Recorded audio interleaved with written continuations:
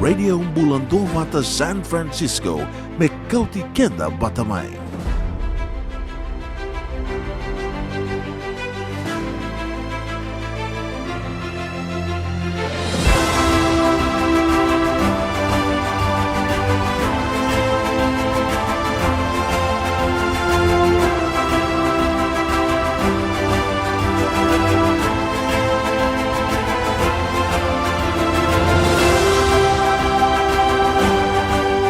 Naka. My name is SIKELI. I'm 29 years old. I've received both first and second jabs, so I'm fully vaccinated. I received my second jab about a week ago, so I'm feeling fine right now. I'm well, and I don't have any side effects. I got the vaccinations to protect myself, to protect my family, to protect those who I work with, and those who I may come into contact with, like when I go out.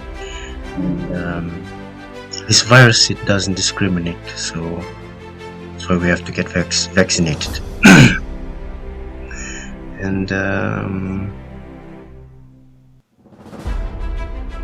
And being vaccinated, I have the freedom to fully participate in society, like going to the supermarket, going to work, traveling to and from home, and traveling abroad if I wish.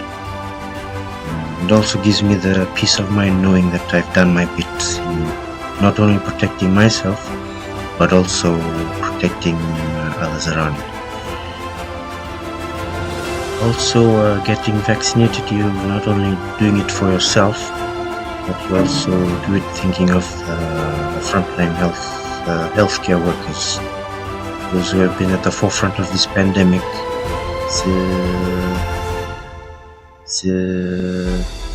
and they have sacrificed their time being away from their families and their loved ones.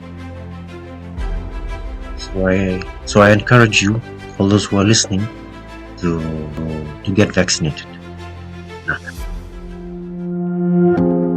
E wakatobole wakadaba nadula Ni Tatarovi Ni Covid-19 me wakandita kikina ni binaka kana seng ni wakabulenga behir na tambangole.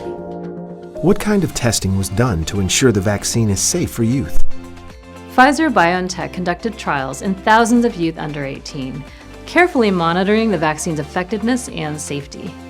The vaccine has been given safely to millions of youth since it was authorized for ages 16 and up last December and for ages 12 and up in May. This provides real-world evidence of the vaccine's safety and effectiveness. E watu uliwada kuna idhula Ni Tatarovi Ni Covid-19 me wadi tekina ni binaka kanisa ni wakabulenga behir na tambangole. Binaka rupeni, sumatali o Dr. ERICA PAN, na Vuniwai, governo na Vuniwai, do wakadikeva na matentewa, California, na Taroyaka kaya, ni wakatobole ni wasata ni wakatobole na kambani ni waini mate na Pfizer-BioNTech, na idule Ni Tatarovi Ni Covid-19, veira wakondolu na itabangone. Unge wakawili kataka rupeni rutani ronon dolu ronan rau ya na itabangone ka wakatobole vera na idulongo wana no bisara wakamatua na kanayanga ka senga ni na wakabuleka sama idulo tikina ngono go sama idulo tikina milioni wakabilioni na itambangone mana mbaki tinika rua kalakadake waka dina take waka ndita kitalnga ni senga ni dona lenga wakabule vera na idulongo me dava tiku min go rupeni e wakadin tektalanga wakawili katoka songa na kena ibola tutuko ni tukuri tiko 100% effective na idhulango veira na itambangone go mai namba tinkarua kina tinkalima ia da wakawili na kitiku kina ni sar ni watiko ya na nondo be wakandita ki na idula ni kampanye go na Pfizer koya kasama doni tuku roro na kandarong avatiko na rua na sinasawati ni sartonga mai wakandunuya sa kotani ko na emergency authorization ya tiko mai na mateningona ka mai raukina ni wakaingataki ni Ni Tatarovi ngo me do tiko mengo sa mai wakandonu sa wakalaiseni tukuni it's licensed now na Pfizer vaccine Siangole ngabir tambangole weekend keve tambiani ka wakaduniti kona matentu lebong Amerika ni oira na milioni waka milioni kara non reulum balitiko nirna senga ni dula be basar ni sa wakandonu yani na we kambani so bakana Pfizer na Moderna era senga tiko ni na dula me basar na kena we wakandonu mai na FDA tambana kangara tiko na kakana kena wini mati kena wakandonu na patagal na kakana kena wini mati arrotitiko ni vida sabul na milioni dona wili levo wakaduni tiko ni ngoni sa wakadoni kinongo sa rau talanganir na getula ni kinongo ira kara wakanga takatiko ngomin dona ulumbali. Oi sa totoo din na una, tanong ang una mativi ka Amerika. Ning tuwan na kani wani mati. Mesa wakanduni se sambiti kena na seal of approval na FDA kena balang. That's it. Sa kwango. Akin balang na izula ni polio, na izula kaya ni izula chicken izula Tatarovi. Erla ko zuru mama na FDA. Na FDA, Balang to approve ta na FDA. Ko ni buena te Amerika. Ya kan balang na Pfizer. Kwa sababu nataka tu sa zuru mani ko FDA. Sa to kay medical to no to stapa. Kwengo no ni mati bisara kwengo. Sa zule na emergency status to ang bansa kayo mga data ko pa ni feel sa vulkan to mga na pasyente na kaya nakuko kaya non day na wani mati ko kung bibira na kaya na sa voluti tiyo na mati ko na COVID-19 si baby. Di na to doko? O mandanga o talita kan yung gami wakawili ka to kan ko ni kuwa ni doon raw na pasyente 100% effective pero nangoni may nabaktin karuwa kinatini kalima pangunong go sar Dakadak sarti ko mga umatuan na kaya nasangay tiko, may sara nila na dula o ira na baki tinikaro ira na ngone, baki tinikandula laksombo. Sa sangay tiko, baka nunuinin na sinabernita na yung baki ko sa naraw nila na dula talaga o ira na ngone. Pati ko Rupen, doon na nung baka muri tiko may na itutuko ni dula kina non rasara ni dula tiko nang wani sali usar tiko nang wani radula dorovik tar no taktik may nabida na sing sauti na non resibi sangka tinga baka lewo ir ni tumbu kira na liu ni bikoribuli so ir nagasiguli may baleta na non ranta na bumini mato ir nang wani yango o baka muriti ko may ito nakalibo talaga ko may baka pure vital no sarti ko malibo na kian na sa kuningo ni sa antuiti ko na black market may baka ni sa volita ko baka ilawa na vaccination card na bunong ko maleta ni sa libo na puno baka bimbingo na kian na sa may baka data kingo sa stambataki may na FDA ay libo na puno ni takatakan na bikambani so sa lapa kasarangaya kaya kaya senga vi ko na proof of vaccination senga nindo na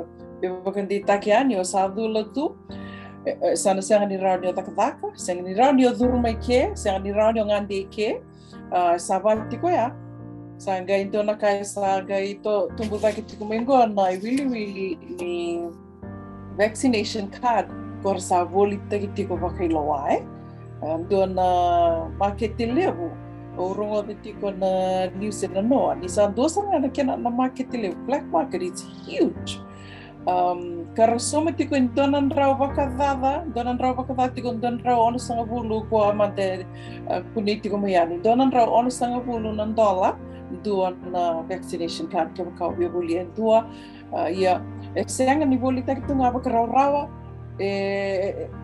bolita kitiko na social media platform sana kuna vaya bolita tikina dua ka may dabuti tiko ya na WhatsApp kila ni weekend and SIKELI tiko na social media sana bato ya ni vital no na WhatsApp bolita tikina bakalebu gay vital no tikitalitik nga ni kasami tiko ningo tiko may China ke Rusia Wirakara.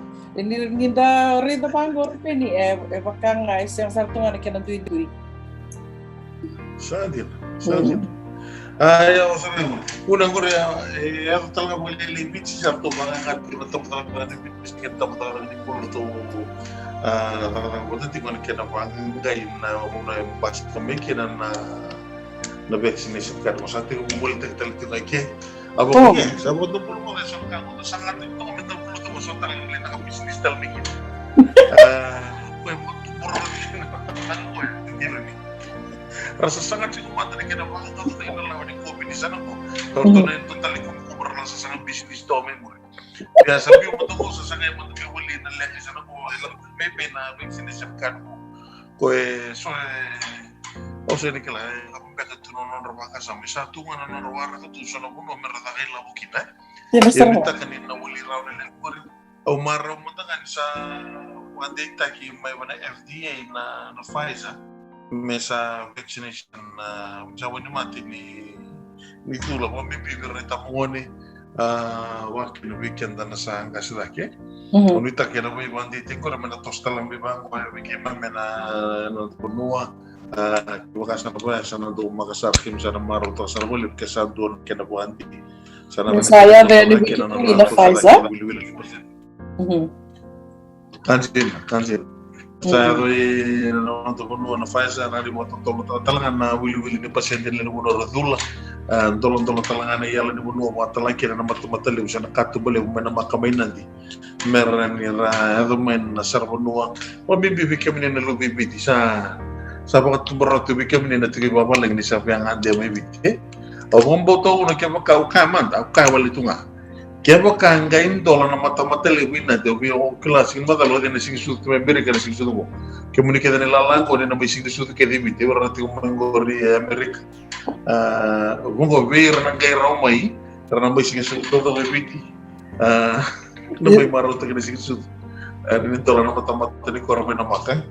Itu matang anak kau sama tangan rupiah di, kita vital nota ketalnya di dolang yang kau bilang kaki dona kamu tanya ada bini itu ke, warna weka, na notu tokan ni rotu ni gori, karena baka multiple tu, sa tu kira tu nana bisa. Sarana katok nago mental tu tolong na bibuka ki merasa sangat mai boleh tentu nak kana lebih ni tak satu rupiah ni, kila. Kaya ni ngonon dren ko iyo santo na kana lebu ni taka ba caregivers ya sabi mata iyo okay hindi na sana ngor na kaltu number na mi mata ure to ni problema tadi bangar re chibe to iyo to man taka mai ya taka ko bisinga pa dengo na singa boro buka se tengo mo na singa tusi singa dengo na singa boro wai to man na re bisau Dorang lihat orang ke, rosang abur kali mana tolong dunia uang. Yo, ke vengo, enak ke bakal satu lah. Sebebi. Kau tu kau ni main serah kari. Main serah. Sendron lengkar apa itu ke bakal sesen dulu, yang bertaruh di pantai wabuan mati. Yan, nak kena usutu senai lutu di vital mau berarti ungu. Yang tersama boleh bunisa pantai kita kena wani mati korena Pfizer mana FDA me Amerika. Bikema mibiti sa kuangaya kaya misa tokangan ko wara ko to sa kin total ngani wasile usa to mana wasa bulu kan dono presenter satu lah iya sakya me mana wara to na mata-matali gumin tola me kema misa bitu tu di bawah sausage ina bunong gol be makakati ko no silipai iya wara tati ko uno me butuko na avir na kantara era sarabatiku menondaru program usia menondaru vital nona kami ko munidula kamu ni rawa ni tanggung baki kemuni namun ni mata bubale kena nomuni tipu ebenaka sangat itu nakai lenga wana wani matigo belatan izulan ni Tatarovi Ni Covid-19 and narani tanggung baki kena kene Nakawale rupiah ni matkin bango ngana itu mana California Department of Public Health na tambana ka garapati kon bulan raramba California kena vaccinate all 58. Na kaya itu matilalay ninga sikobayani na vaccinateall58.com.